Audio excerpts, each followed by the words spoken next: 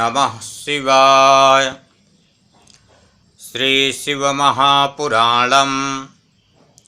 कोटिरुद्रसंहिता अथ पंचत्रिंशोऽध्यायः। शिवसहस्रनामस्तोत्रम्। सूत उवाच। श्रूयतां भो ऋषिश्रेष्ठा येन तुष्टो महेश्वरः, तदहं कथयाम्यद्य शैवं नाम सहस्रकम्। विष्णुर्वाच। शिवो हरो मृडो रुद्रः पुष्करः पुष्पलोचनः, अर्थिगम्यः सदाचारः सर्वाशम्भुर्महेश्वरः। चन्द्रापीडश्चन्द्रमौलिर्विश्वं विश्वम्भरेश्वरः, वेदान्तसारसन्दोहः कपाली नीललोहितः। ध्यानाधारो परिच्छेद्यो गौरीभर्ता गणेश्वरः, अष्टमूर्तिर्विश्वमूर्तिस्त्रिवर्गा सर्गसाधनः। ज्ञानगम्यो दृढप्रज्ञो देवदेवस्त्रिलोचनः, वामदेवो महादेवो पटुः परिदृढो दृढः। विश्वरूपो विरूपाक्षो वागीशासुरसत्तमः,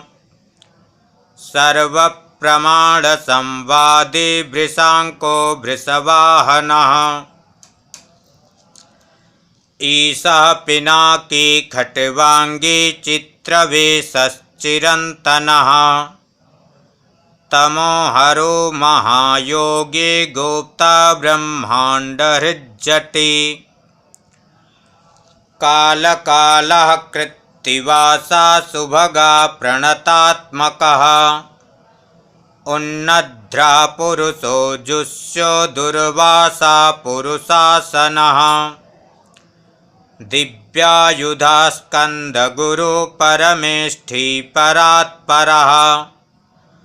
अनादिमध्यनिधनो गिरीशो गिरिजाधवः। कुबेरबन्धु श्रीकण्ठो लोकवरणोत्तमोऽमृदुः, समाधिवेद्यः कोदण्डी नीलकण्ठः परश्वधी। विशालाक्षो मृगव्याधः सुरेशा सूर्यतापनः, धर्माध्यक्षः क्षमाक्षेत्रं भगवान् भगनेत्रमित्। उग्रः पशुपतिस्तार्क्ष्यः प्रियभक्तः परन्तपः, दाता दयाकरो दक्षः कपर्दी कामशासनः। श्मशाननिलयः सूक्ष्मः श्मशानस्थो महेश्वरः, लोककर्ता मृगपतिर्महाकर्ता महौषधिः। सोमपोमृतपः सौम्यो महातेजा महाद्युतिः, तेजोमयो मृतमयो नमयश्च सुधापतिः, अन्नमयश्च सुधापतिः। उत्तमो गोपतिर्गोप्ता ज्ञानगम्यः पुरातनः, नीतिः सुनीतिः शुद्धात्मा सोमः सोमतरः सुखी। अजातशत्रुरालोक सम्भाव्यो हव्यवाहनः, लोकङ्करो वेदकरः सूत्रकारः सनातनः। महर्षिः कपिलाचार्यो विश्वदीप्तिस्त्रिलोचनः, पिनाकपाणिर्भूदेवः स्वस्तिदा सुकृता सुधे। धात्रिधामाधामकरः सर्वदा सर्वगोचरः, ब्रह्मसृग्विश्वसृक्सर्गः कर्णिकारप्रियः कविः शाखो विशाखो गोशाखः शिवोऽभिषगनुत्तमः गङ्गाप्लवोदको भव्यः पुष्कलस्थपतिः स्थिरः विजितात्मा विधेयात्मा भूतवाहनसारथिः सगणो गणकायश्च सुकीर्तिश्छिन्नसंशयः कामदेवः कामपालो भस्मोद्धूलितविग्रहः भस्मप्रियो भस्मसायी कामी कान्तः कृतागमः समावर्तो निवृत्तात्मा धर्मपुञ्जः सदाशिवः अकल्मषश्च पुण्यात्मा चतुर्बाहुर्दुरासदः दुर्लभो दुर्गमो दुर्गः सर्वायुधविशारदः अध्यात्मयोगनिलयः सुतन्तुस्तन्तुवर्धनः शुभांगो लोकसारंगो जगदीशो जनार्दनः भस्मशुद्धिकरो भीरु रोजस्वी शुद्धविग्रहः असाध्यः साधुसाध्यश्च भृत्यमर्कटरूपधृक्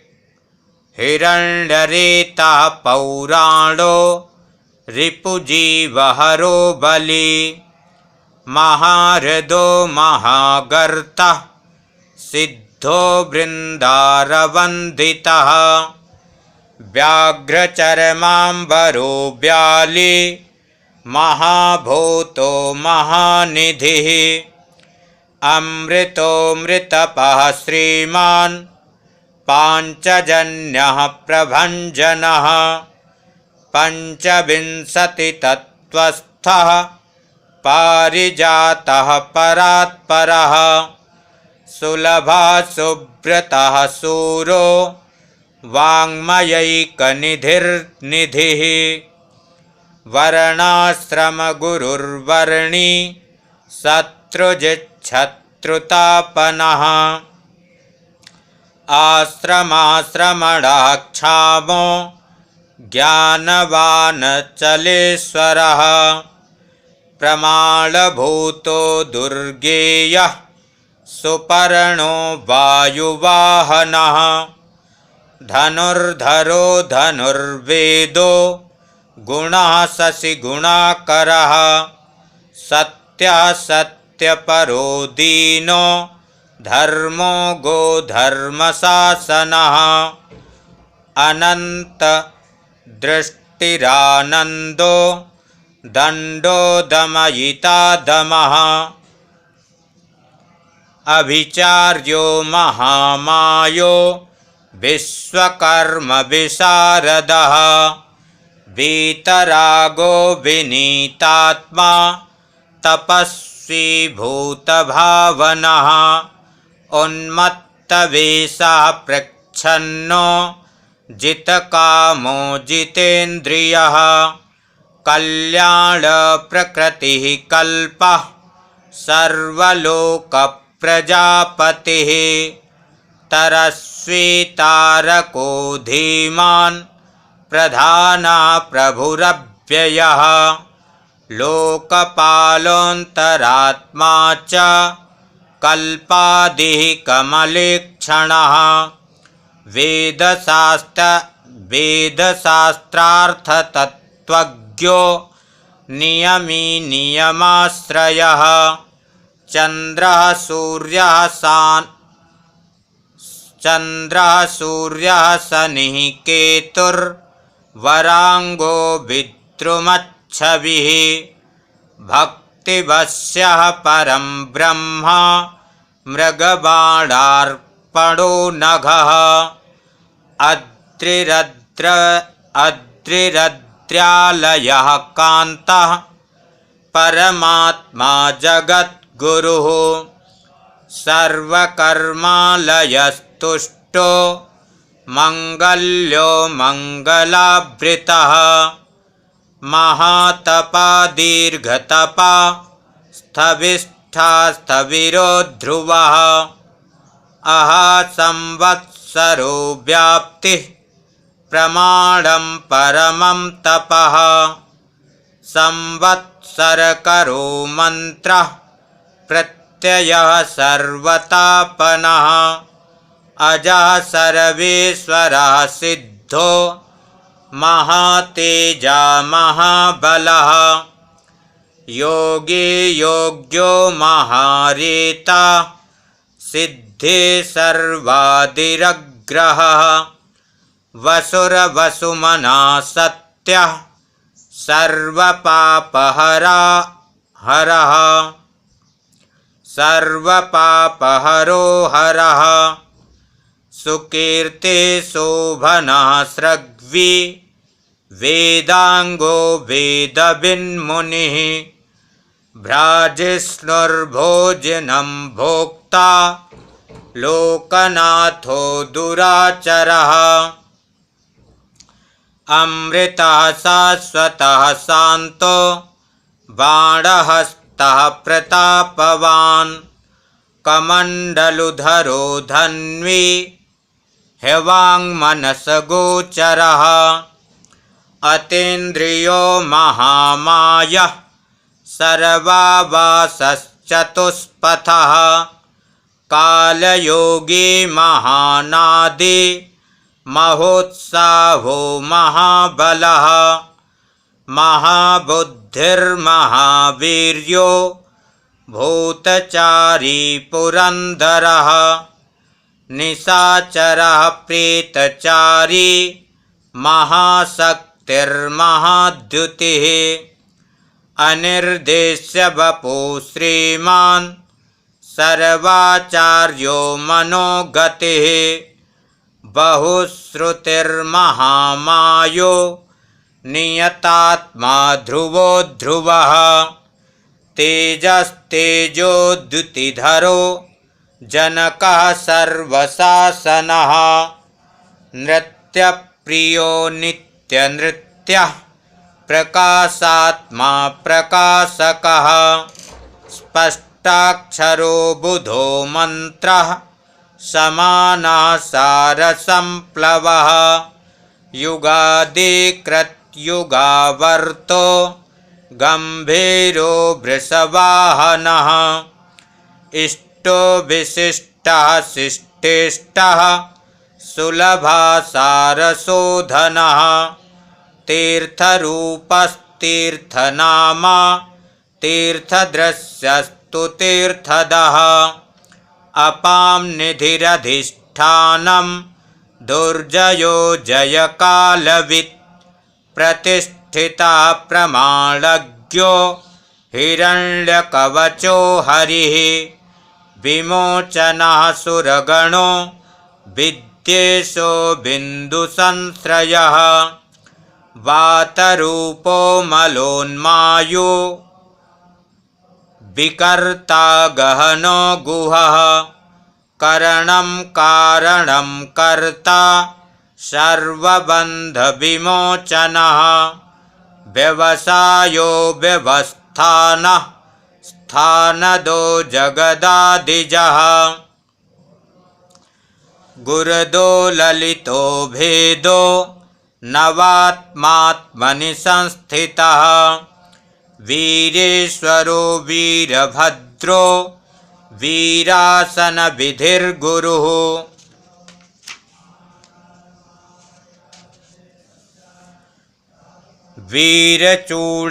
वीरचूडामणिर्वेत्ता चिदानन्दो नदीश्वरः आज्ञाधरस्त्रिशूली च शिपिविष्टः शिवालयः बालखिल्यो महावीरस्तिग्मांसुर्वधिरा खगः अभिरामाः सुशरणः ब्रह्मण्या सुधापतिः मघवा कौशिको गोमान् विरामः सर्वसाधनः ललाटाक्षो विश्वदेहा सारा संसारचक्रभृत्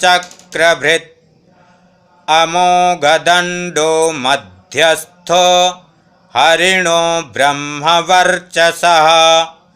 परमार्थः परमायः संचयो व्याघ्रकोमलः रुचिर्बहुरुचिर्वैद्यो वाचस्पति रहस्पतिः रविर्विरोचनस्कन्दः शास्ता वैवस्वतो यमः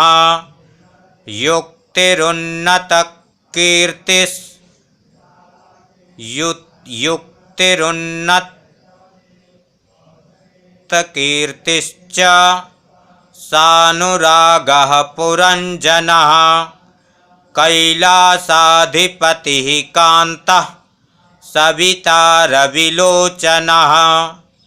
विश्वोत्तमो वीतभयो विश्वभर्ता निवारितः नित्यो नियतकल्याणः पुण्यश्रवणकीर्तनः दूरस्रवी विश्वसहो ध्येयो दुःस्वप्ननाशनः उत्तारणो दुष्कृतिः विज्ञेयो दुःसहोधवः अनादिर्भूर्भुवो लक्ष्मीः किरीटी त्रिदशाधिपः विश्वगोप्ता विश्वकर्ता सुवीरो रुचिराङ्गदः जननो जनजन्मादिः प्रीतिमान् नीतिमान् ध्रुवः वसिष्ठः कश्यपो भानुर्भीमो भीमपराक्रमः प्रणवः सत्पथाचारो महाकोशो महाधनः जन्माधिपो महादेवः सकलागमपारगः तत्त्वं तत्त्वविदेकात्मा विभुर्विष्णुविभूषणः ऋषिर्ब्राह्मण ऐश्वर्यं जन्ममृत्युजरातिगः पञ्चतत्त्वसमुत्पत्तिर्विश्वेशो विमलोदयः अनाद्यन्तो ह्यात्मयो निर्वत्सलो भूतलोकधृक्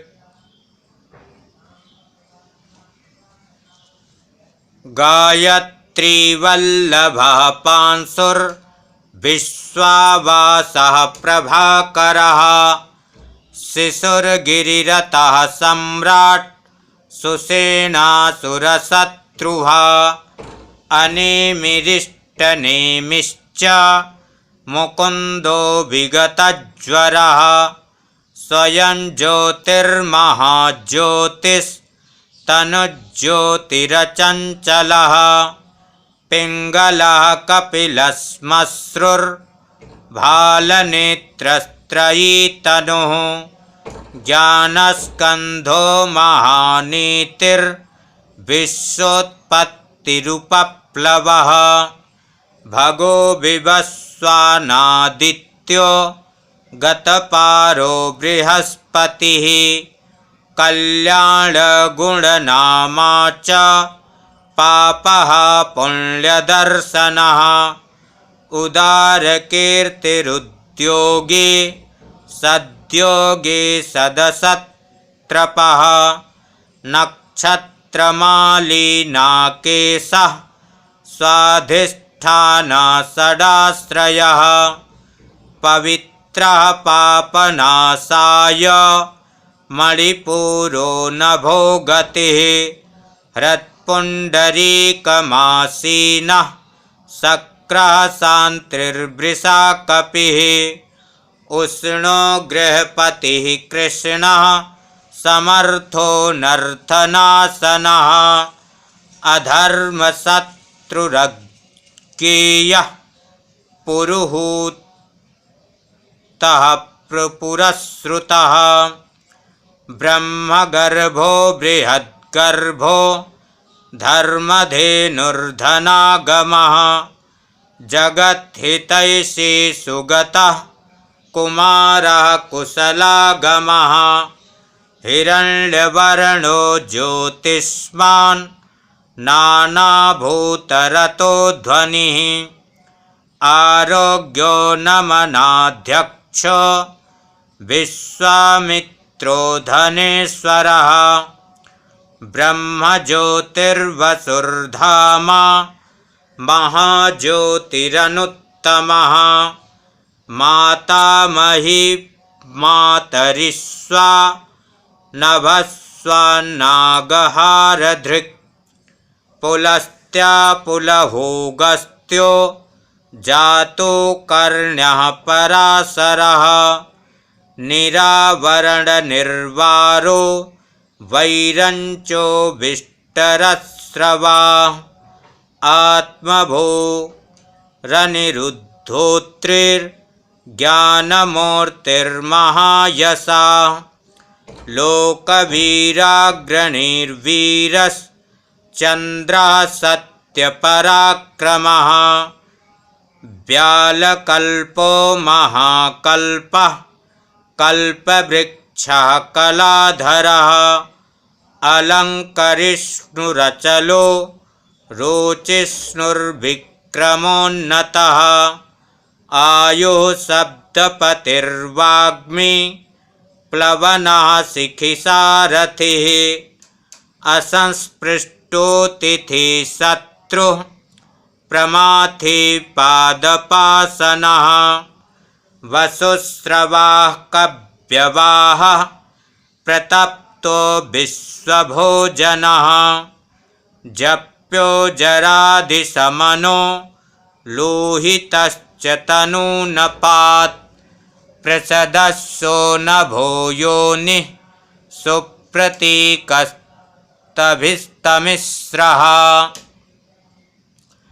निदाघस्तपनो मेघा भक्षः परपुरञ्जयः सुखानिलः सुनिष्पन्नः सुरभिशिशिरात्मकः वसन्तो माधवो ग्रीष्मो नभस्यो बीजवाहनः अंगिरा गुरुरात्रेयो विमलो विश्ववाहनः पावनापुरजिच्छक्रैस्त्रैविद्यो नववारणः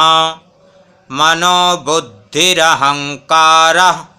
क्षेत्रज्ञाक्षेत्रपालकः जमदग्निर्जलनिधिर्विगालो विश्वगालयः अघोरोऽनुत्तरो यज्ञः श्रेष्ठो निःश्रेयसप्रदः शैलो गगनकुन्दामो दानवारिररिन्दमः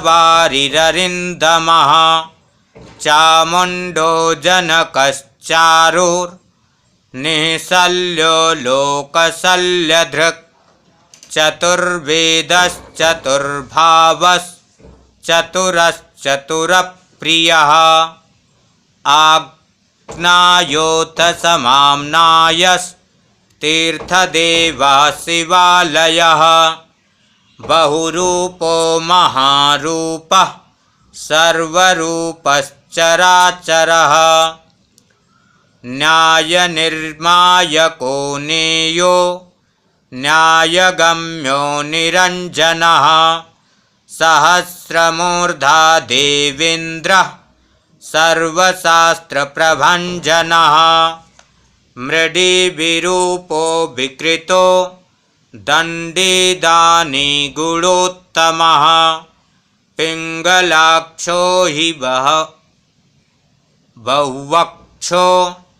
नीलग्रीवो निरामयः सहस्रबाहु सर्वेशः शरण्यः सर्वलोकधृक् पद्मासनः परञ्ज्योतिः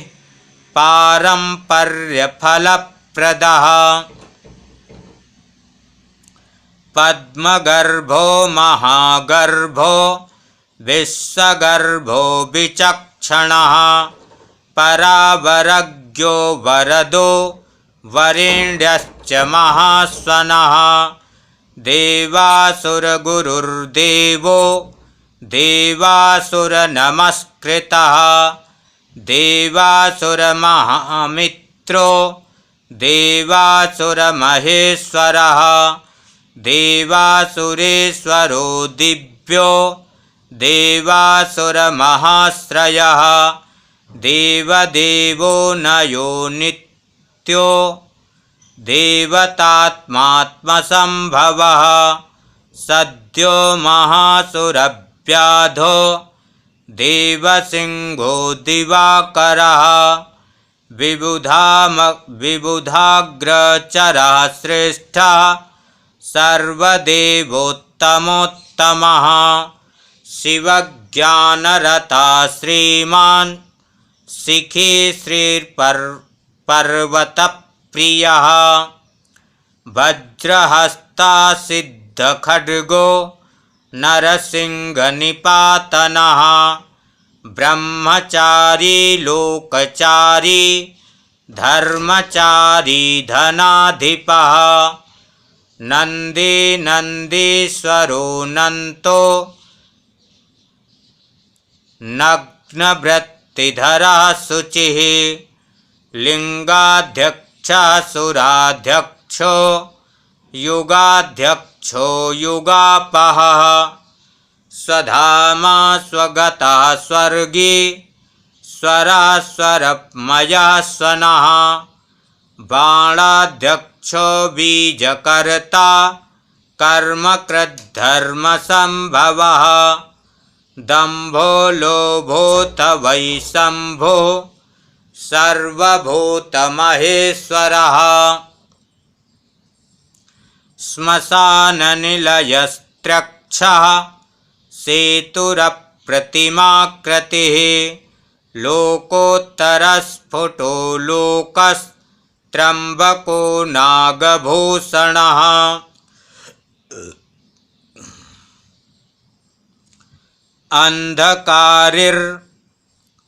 अंधकारिर्भयद्वेषी विष्णुकन्धरपातनः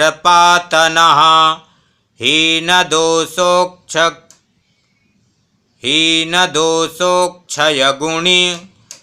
दक्षारी पूषदन्तभित् पूर्णः पूरयिता पुण्यः सुकुमारः सुलोचनः सन्मार्गपः प्रियो धूर्तः पुण्यकीर्तिरनामयः मनोजवस्तीर्थकरो जटिलो नियमेश्वरः जीवितान्तकरो नित्यो वसुरेता वसुप्रदः सद्गते सिद्धिदा सिद्धः सज्जाति खलकण्टकः कलाधरो महाकाल भूता सत्यपरायणः लोकलावण्यकर्ता च लोकोत्तरसुखालयः चन्द्रसञ्जीवनः शास्ता लोकग्राहो महाधिपः लोकबन्धुर्लोकनाथः कृतज्ञकृत्तिभूषितः अनपायोऽक्षरः कान्तः सर्वशास्त्रभृताम्बरः तेजोमयो द्युतिधरो लोकमानी घृणार्णवः शुचिस्मिता प्रसन्नात्मा यजेयो दुरतिक्रमः ज्योतिर्मयो जगन्नाथो निराकारो जलेश्वरः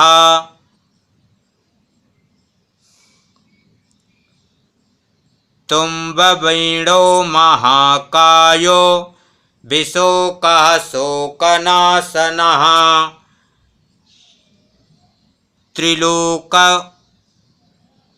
त्रिलोकेशः सर्वशुद्धिरधोक्षजः अव्यक्तलक्षणो देवो व्यक्तो व्यक्तो विशाम्पतिः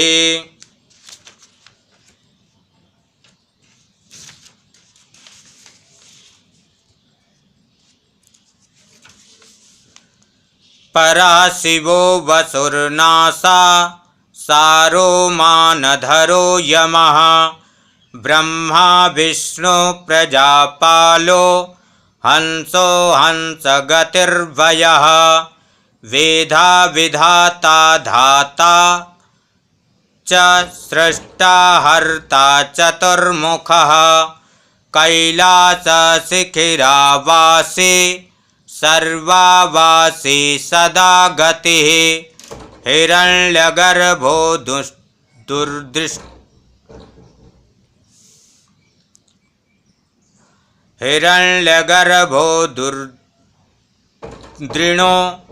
भूतपालोऽथ भूपतिः सद्योगी योगविद्योगी वरदो ब्राह्मणप्रियः देवप्रियो देवनाथो देवको देवचिन्तकः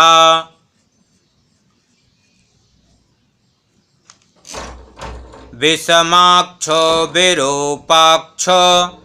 वृषदो वृषवर्धनः निर्ममो निरहङ्कारो निर्मोहो निरुपद्रवः दर्पः दर्पदो दृप्तः सर्वार्थपरिवर्तकः सहस्रार्चिर्भूतिभूषः स्निग्धाकृतिरदक्षिणः भूतभव्यभवन्नाथो विभवो भूतिनाशनः अर्थोऽनर्थो महाकोशः परकार्यैकपण्डितः निष्कण्टककृतानन्दो निर्व्याजो व्याजमर्दनः सत्त्ववान् सात्विकः सत्यः कृतस्नेहः कृतागमः अकम्पितो गुणग्राही नैकात्मा नैककर्मकृत् सुप्रीतः सुखदः सूक्ष्मः सुकरो दक्षिणानिलः नन्दिस्कन्दोधरो धुर्यः प्रकटः प्रीतिवर्धनः अपराजितः सर्वसहो गोविन्दः सत्त्ववाहनः अधृता स्वधृता सिद्धः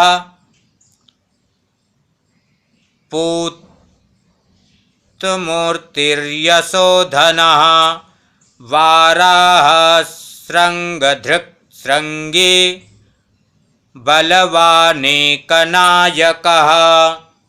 श्रुतिप्रकाशः श्रुतिमा नेकबन्धुरनेकधृक् श्रीवत्सलः शिवारम्भः शान्तभद्रः समो यशः भूषयो भूषणो भूतिकृद्भूतभावनः अकम्पो भक्तिकायस्तो कालहानिः कलाविभुः सत्यव्रती महात्यागी नित्यः शान्तिपरायणः परार्थवृत्तिर्वरदो विरक्तस्तु विशारदः शुभदा शुभकर्ता च शुभनामा शुभा स्वयं अनर्थितो गुणग्राही ह्यकर्ता कनकप्रभः स्वभावभद्रो मध्यस्थः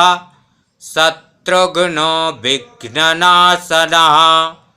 शिखण्डी कवची शूली जटी मुण्डी च कुण्डली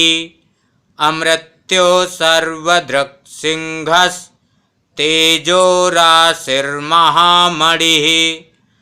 असंख्यो प्रमेयात्मा वीर्यवान् वीर्यकोविदः वेद्यश्च वै वियोगात्मा सप्तावरमुनीश्वरः अनुत्तमो दुराधर्षो मधुरा प्रियदर्शनः सुरेशा स्मरणः सर्वः शाब्दः प्रतपताम्बरः कालपक्षः कालकालः सुकृती कृतवासुकिः महेश्वासो महीभर्ता निष्कलङ्को विशृङ्खलः द्विमणिस्तरणिर्धन्वः सिद्धिदा सिद्धिसाधनः विश्वता सम्प्रवृत्तस्तो व्यूढोरस्को महाभुजः सर्वयोनिर्निरातङ्को नरनारायणप्रियः